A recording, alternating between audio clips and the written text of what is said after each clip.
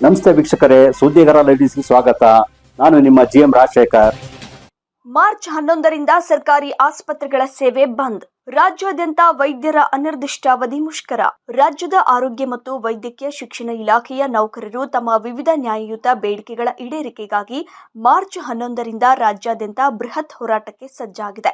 ಈ ಕುರಿತು ಸುದ್ದಿಗೋಷ್ಠಿಯಲ್ಲಿ ಮಾಹಿತಿ ನೀಡಿದ ಸರ್ಕಾರಿ ವೈದ್ಯಾಧಿಕಾರಿಗಳ ಜಿಲ್ಲಾ ಸಂಘದ ಅಧ್ಯಕ್ಷ ಡಾಕ್ಟರ್ ಶ್ರೀನಿವಾಸ್ ಅವರು, ಮೊದಲ ಹಂತವಾಗಿ ಮಾರ್ಚ್ 11ರಿಂದ 15ರವರೆಗೆ ಎಲ್ಲ ನೌಕರರು ಕಪ್ಪು ಪಟ್ಟಿ ಧರಿಸಿ ಕರ್ತವ್ಯ ನಿರ್ವಹಿಸುವ ಮೂಲಕ ಸರ್ಕಾರದ ವಿರುದ್ಧ ಪ್ರತಿಭಟನೆ ದಾಖಲಿಸಲಿದ್ದಾರೆ ಎಂದು ತಿಳಿಸಿದ್ದಾರೆ.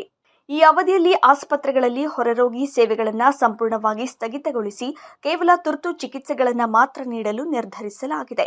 ಒಂದು ವೇಳೆ ಸರ್ಕಾರವು ನೌಕರರ ಬೇಡಿಕೆಗಳಿಗೆ ಸಕಾರಾತ್ಮಕವಾಗಿ ಸ್ಪಂದಿಸದಿದ್ದರೆ ಮಾರ್ಚ್ 16ರಿಂದ ಅನಿರ್ದಿಷ್ಟಾವಧಿಯವರೆಗೆ ಕೆಲಸಕ್ಕೆ ಗೈರುಹಾಜರಾಗುವ ಮೂಲಕ ಹೋರಾಟವನ್ನು ತೀವ್ರಗೊಳಿಸಲು ಕರ್ನಾಟಕ ಸರ್ಕಾರಿ ವೈದ್ಯಾಧಿಕಾರಿಗಳ ಸಂಘ ತೀರ್ಮಾನಿಸಿದೆ. ಇದರ ಬಗ್ಗೆ ಒಂದು ತಿಳಿಸ್ಕೊಡೋದಕ್ಕಾಗಿ ಕಡೆಯ ಒಂದು ಪ್ರಯತ್ನವಾಗಿ ನಾವು ಈ ಮುಷ್ಕರಕ್ಕೆ ಹೋಗ್ಬೇಕಾಗಿದೆ. ಯಾಕಂದ್ರೆ ನಮ್ದು ಸುಮಾರು ಒಂದು 15 ಮೀಟಿಂಗ್ಗಳು ಇದಕ್ಕೆ ಆಲ್ರೆಡಿ ಆಗಿದೆ. ಯಾವುದೇ ಸಭೆಗಳಲ್ಲಿ ನಮ್ಗೆ ಸಕಾರಾತ್ಮಕವಾದ ಒಂದು ಯಾವುದೇ ಬೇಡಿಕೆ ಬಗ್ಗೆ ಒಂದು ಸೊಲ್ಯೂಷನ್ ನಮಗೆ ಸಿಕ್ಕಿಲ್ಲ. ಆದ್ರಿಂದ ಈ ಮುಷ್ಕರದ ಹಾದಿ ಹಿಡಿಬೇಕಾಗಿದೆ. ನಮ್ಗೆ ಸರ್ಕಾರ ನಮ್ಗೆ ಸಾಕಷ್ಟು ಸ್ಪಂದನೆ ಮಾಡಿದೆ. ಮೊದಲನೇದಾಗಿ ನಮ್ಮ ಮೇಲೆ ಎಸ್ಮಾ ಜಾರಿ ಮಾಡಬಾರದು ಅನ್ನೋದೇ ಸಂಪುಟದ ನಮ್ಮ ಮಾನ್ಯ ಮುಖ್ಯಮಂತ್ರಿಗಳ ಅಧ್ಯಕ್ಷತೆಯಲ್ಲಿ ನಡೆದಂತ ಸಂಪುಟ ಸಭೆಯಲ್ಲಿ ತೀರ್ಮಾನ ತಗೊಂಡಿದ್ದಾರೆ. ನಮ್ಮ ಇಲಾಖೆ ಮೇಲೆ ಎಸ್ಮಾ ಜಾರಿ ಮಾಡಬಾರದು ಅಂತ. ಅದೇ ನಮ್ಗೇನ್ ಸೂಚಿಸುತ್ತೆ ಅಂದ್ರೆ ಸರ್ಕಾರ ನಮ್ಮ ಬೇಡಿಕೆಗಳನ್ನು ಈಡೇರಿಸುತ್ತೆ ಅನ್ನೋ ಒಂದು ಭರವಸೆ ಅದರಲ್ಲೇ ನಮ್ಗೆ ಕಾಣಿಸ್ತಾ ಇದೆ. ಸೊ ನಮ್ಮ ಬೇಡಿಕೆಗಳಲ್ಲಿ ಪ್ರಮುಖವಾಗಿರೋದು ನಮ್ದು ವೃಂದ ಮತ್ತು ನೇಮಕಾತಿ ನಿಯಮಗಳು ಇಲ್ಲೆಲ್ಲ ಇರೋದು. ಇದ್ರ ಬಗ್ಗೆ ಸಾಕಷ್ಟು ಚರ್ಚೆ ಆಗಿದೆ. ನಾವು 1973ನೇ ಇಸ್ವಿಯಿಂದನೂ ಇದ್ರ ಬಗ್ಗೆ ಸಾಕಷ್ಟು ಚರ್ಚೆಗಳನ್ನು ಮಾಡಿದೀವಿ. ಅಲ್ಲಿಂದನೂ ಕೂಡ ನಮ್ಮಲ್ಲಿ ಆರೋಗ್ಯ ಇಲಾಖೆಯಲ್ಲಿ ಹೈಯೆಸ್ಟ್ ಕೇಡರ್ಸ್ ಇದೆ, ವೃಂದಗಳು ತುಂಬಾ ಜಾಸ್ತಿ ಇದೆ. ಅದರಿಂದ ಪ್ರತಿಯೊಂದು ವೃಂದಕ್ಕೂ ಒಂದು ನೇಮಕಾತಿ ನಿಯಮ ಒಂದು ಯೂನಿಫಾರ್ಮ್ ಆಗಿ ಮಾಡಿದ್ರೆ ಅವಾಗ ಅದರಿಂದ ಸಾಕಷ್ಟು ಸಮಸ್ಯೆಗಳು ಬಗೆಹರಿಯುತ್ತೆ. ಈ ವೃಂದ ಮತ್ತು ನೇಮಕಾತಿ ನಿಯಮ ಇಲ್ದಲೇ ಇರೋದ್ರಿಂದ ಜ್ಯೇಷ್ಠತಾ ಪಟ್ಟಿಯನ್ನು ಸಿದ್ಧಪಡಿಸಲಿಕ್ಕೆ ಅದಕ್ಕೂ ಕೂಡ ಅಡಚಣೆ ಆಗಿದೆ. ಕಳೆದ ವರ್ಷ ಶುರು ಮಾಡಿದ ಒಂದು ಟ್ರಾನ್ಸ್ಫರ್ ಪ್ರೋಸೆಸ್ ಇಲ್ಲಿ ತನಕ ಅದು ಮುಗಿದಿಲ್ಲ, ಕಳೆದ ವರ್ಷದ್ದೇ. ಈ ವರ್ಷ ಕೂಡ ಟ್ರಾನ್ಸ್ಫರ್ ನೋಟಿಫಿಕೇಶನ್ ಆಗ್ಲೇ ಜನವರಿ ತಿಂಗಳಲ್ಲೇ ಇಶ್ಯೂ ಆಗಿದೆ. ಆದ್ರೆ ಕಳೆದ ವರ್ಷದ್ದೇ ಮುಗಿದಲ್ಲೇ ಇರೋದ್ರಿಂದ ಈ ವರ್ಷದ ಇನ್ನೂ ಅವ್ರು ಕೈಗೆತ್ಕೊಳಕ್ ಆಗಿಲ್ಲ.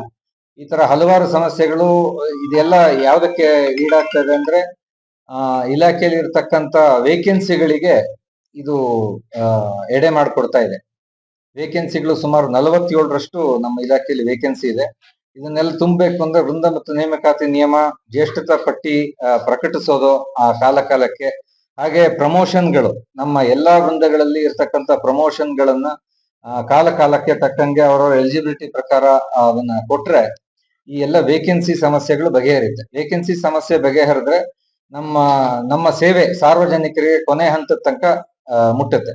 ಸರ್ಕಾರಿ ಆಸ್ಪತ್ರೆಗಳಿಗೆ ಬರೋದು ಈಗ ಖಾಸಗಿ ಆಸ್ಪತ್ರೆಗೆ ಹೋಗ್ಲಿಕ್ಕೆ ಅವ್ರಿಗೆ ಯಾವುದೇ ವ್ಯವಸ್ಥೆ ಇದ್ದಲೇ ಇರುವಂತವ್ರು, ಇಂಥ ಕಡು ಬಡವರೇ ನಮ್ಮ ಆಸ್ಪತ್ರೆಗಳಿಗೆ ಬರುವಂತದ್ದು. ಕಳೆದ 5 ವರ್ಷಗಳಿಂದ ನೌಕರರಿಗೆ ಯಾವುದೇ ಬಡ್ತಿ ನೀಡದಿರುವುದು, ವೃಂದ ಮತ್ತು ಸೇವೆ ನಿಯಮಗಳ ತಿದ್ದುಪಡಿಯಲ್ಲಿನ ವಿಳಂಬ ಹಾಗೂ ಆಸ್ಪತ್ರೆಗಳಿಗೆ ಸಮರ್ಪಕವಾಗಿ ಔಷಧಿ ಪೂರೈಕೆಯಾಗದಿರುವುದು ಈ ಮುಷ್ಕರಕ್ಕೆ ಪ್ರಮುಖ ಕಾರಣವಾಗಿದೆ. ಇದರೊಂದಿಗೆ ಖಾಲಿ ಇರುವ ವೈದ್ಯಕೀಯ ಮತ್ತು ಅರೆ ವೈದ್ಯಕೀಯ ಹುದ್ದೆಗಳ ಭರ್ತಿ, ಗುತ್ತಿಗೆ ನೌಕರರಿಗೆ ಸೇವಾ ಭದ್ರತೆ ಹಾಗೂ ವೇತನ ಹೆಚ್ಚಳಕ್ಕೆ ಸಂಘವು ಪಟ್ಟು ಹಿಡಿದಿದೆ.